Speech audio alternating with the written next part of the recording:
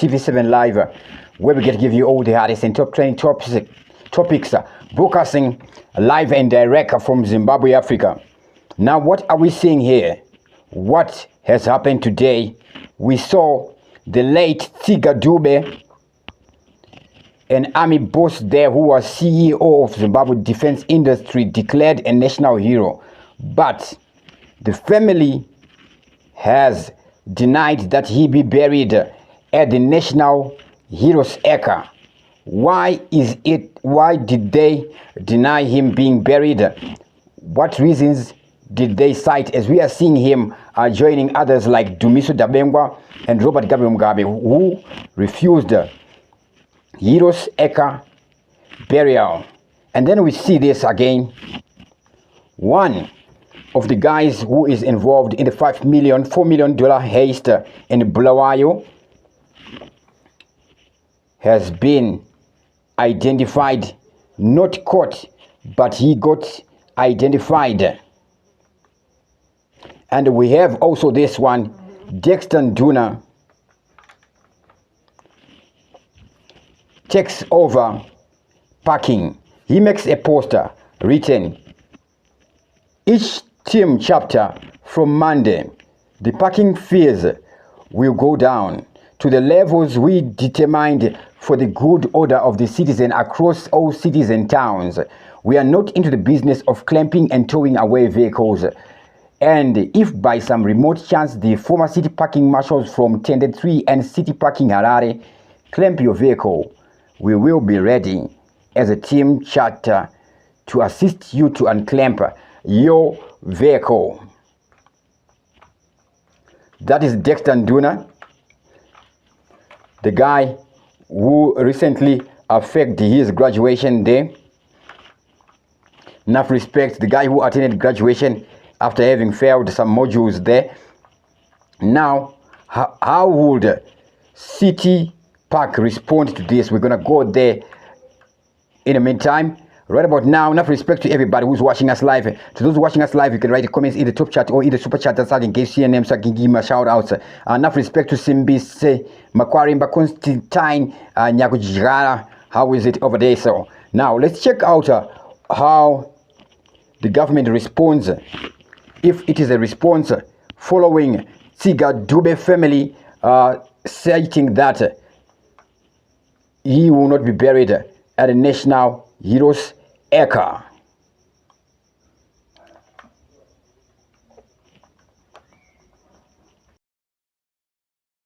Conferred a national hero status to the late comrade, Colonel retired Chinga Judge Dube,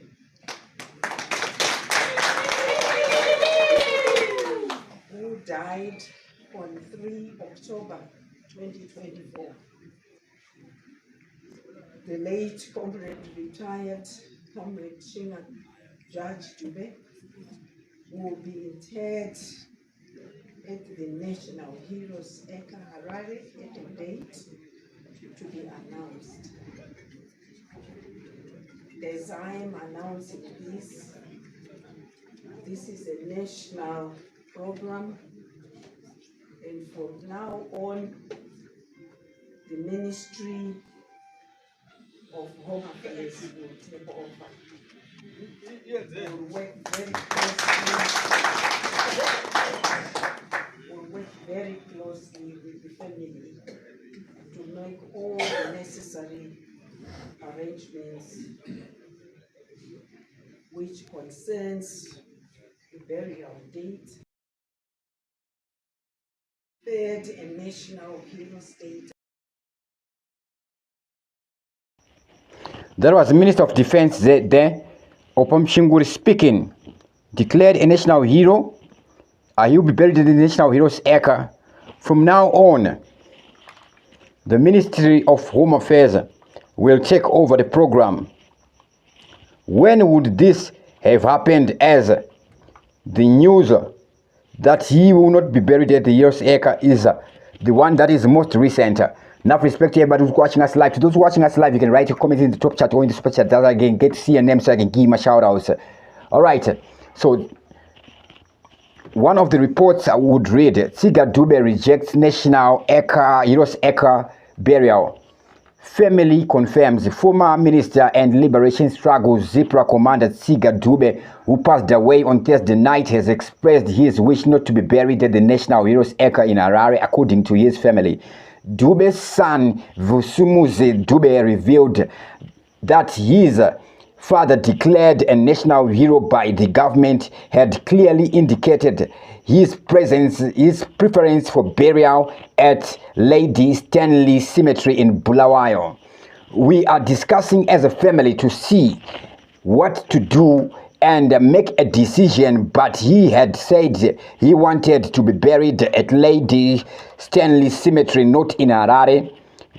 The son would confirm the decision has reignited discussions around Zimbabwe concept of national heroes, the criteria for being buried at the Heroes Acre, and the controversy surrounding the designation of heroes in the country. Dube, controversial both in life and now in death, chose Lady Stanley Cemetery as a final resting place for Bulawayo's most distinguished residents who have contributed to the city's development. That's a clear subliminal message out there. Now, the National Heroes Acre, a burial site in Harare, has long been the subject of debate due to inconsistencies in the selection of individuals honored there. The shrine, established in 1980 by the late former President Robert Gabriel Mugabe, was inspired by the North Korean leader Kim San's Stalinist Juche's ideology. Mugabe, during his visit to North Korea, signed agreements related to Gukurahundi operations, borrowing elements of Kim's ideology, which included building a personality cult and memorial sites like Heroes Acre. According to the Heroes Acre Act, Chapter 10:16, the President of Zimbabwe has the authority to designate heroes based on outstanding, distinctive, and distinguished service to the country. While some are selected in consultation with ZANU-PF's Politburo, others are declared heroes solely on the discretion of the President. This has led to numerous instances where individuals who made significant contributions to Zimbabwe's history, such as Ndabaningi Stole and James Chikerema and Lookout Masuku, were excluded from the shrine.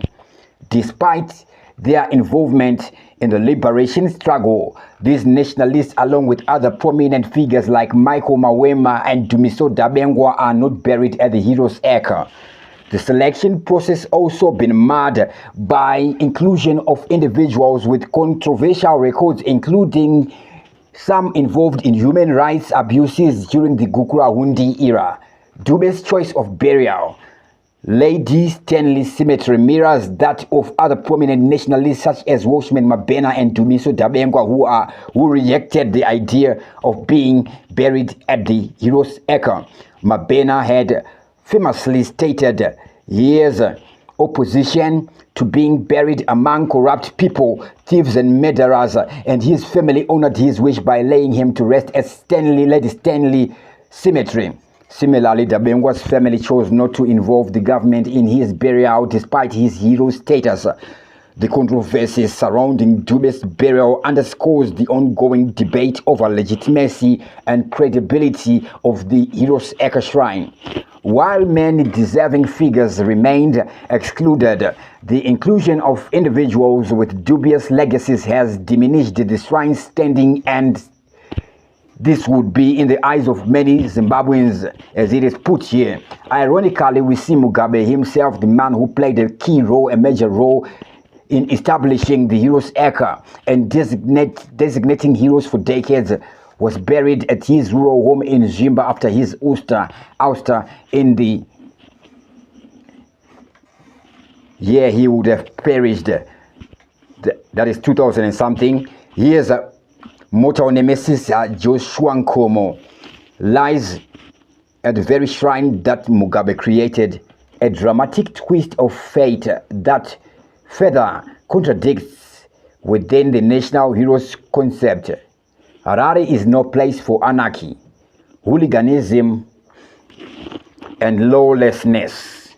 This would be coming from the city of Harare after Dexter Nduna makes this poster amongst where we are now seeing this guy is announcing that he's going to be taking over parking of vehicles. Is he doing this just for the purposes of attention, or maybe there is something going on? Is it possible that there can be factions? Factions in terms of parking. Can we have more than one companies running the thing there to do with parking in our urban areas?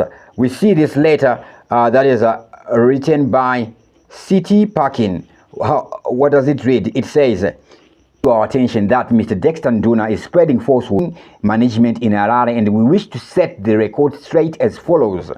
Number one, City Parking Private Limited is a private company owned by 100% City of Harare with full mandate to manage parking in Harare.